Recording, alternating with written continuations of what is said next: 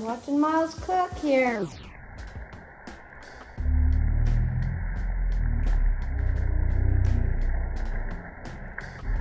Welcome to Cottage Necessities.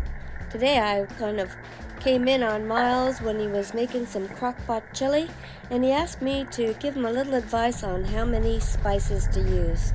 So please join us as we cook with Miles.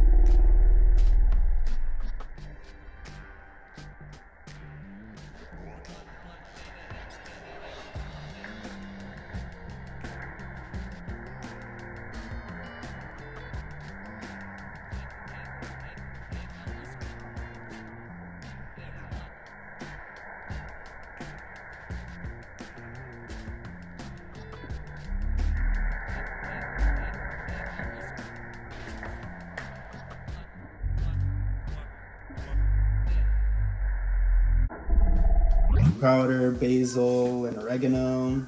Nice. Then we're gonna have some bell peppers, and some black beans and diced tomatoes. Very nice. Very nice. So you've already chopped everything and you're just going to do the canned stuff now, huh? Yeah. Stir it up and see if you need more beans. It's looking good so far. All the juice must have gone to the bottom, huh? Yeah.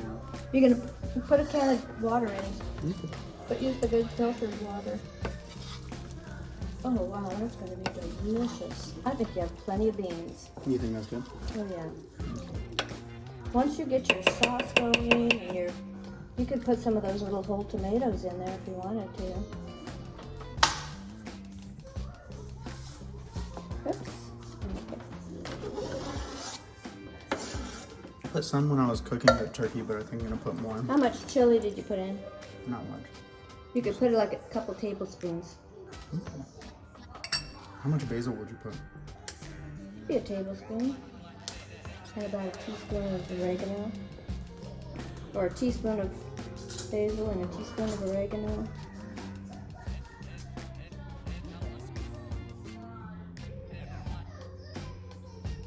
Something like that? Oh no, more than that. Yeah. Let me see the size of your spoon. Oh, this is like a tablespoon. Oh, is that basil? Yeah. Yeah, you can put more basil. It's mild. That looks good.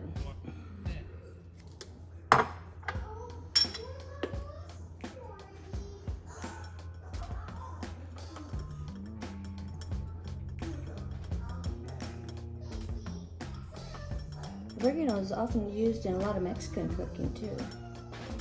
Yeah, my grandparents used it. Do they? And that's good for oregano, right? Oh yeah, that's good. You can always taste it and see if you want to add more later. You know.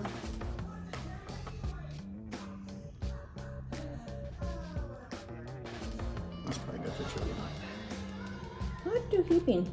Heap Yeah. that up.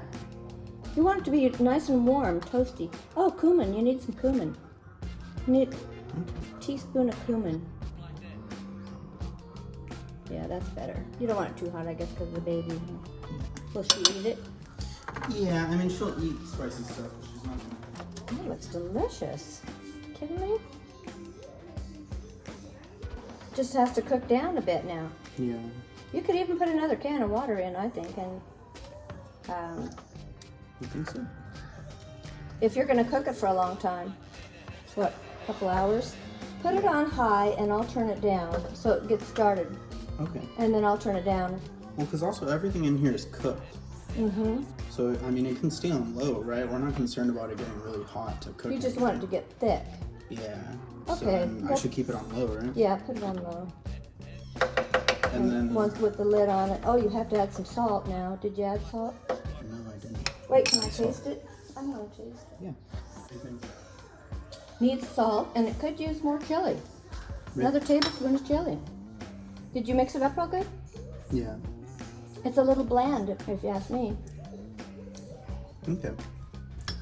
So yeah, put some more chili in there, and it's going to be delicious. Go ahead.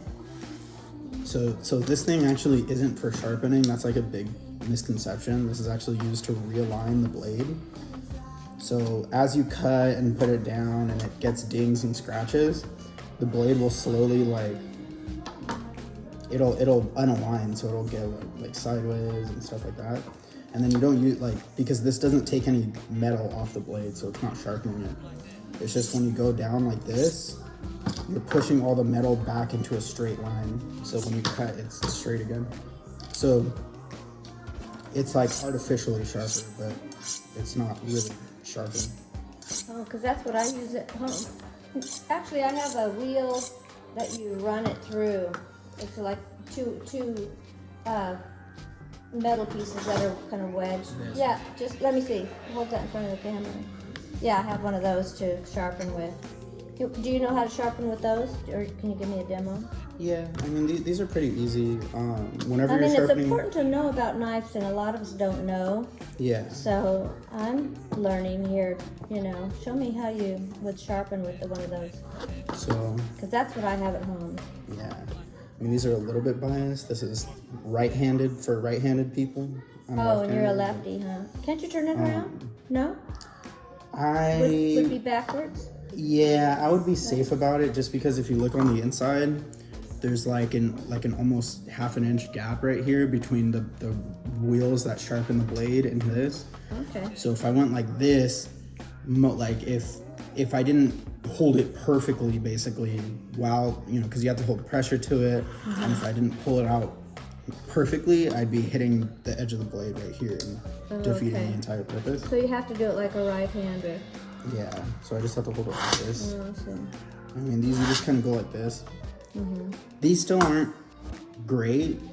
Like, they get it sharp enough for like home use, but if you need a really sharp knife, you have to use a whetstone. That's why in Japan, Oh, a whetstone. Yeah, that's why in Japan, they still use whetstones. So they still have a whole stone that they put on, and they go through and they go like this. To sharpen it. Yeah. Okay. And then if you can see on these blades, but if you see on these blades, there's a bunch of little dings right here. We'll have to try to do a close-up on that. There's a bunch of little dings on the blade. Okay. And these kind of naturally go away when you sharpen, and that's how you know that this blade hasn't been sharpened in a long time. Well, I mean, most people don't have a whetstone at home, but right. This hasn't been sharpened properly in a long time, because there's still a lot of visible dings. You don't even have to get that close to see it. This one isn't as bad, but it's the same thing. There's still a lot of dings on the edge of it. Okay.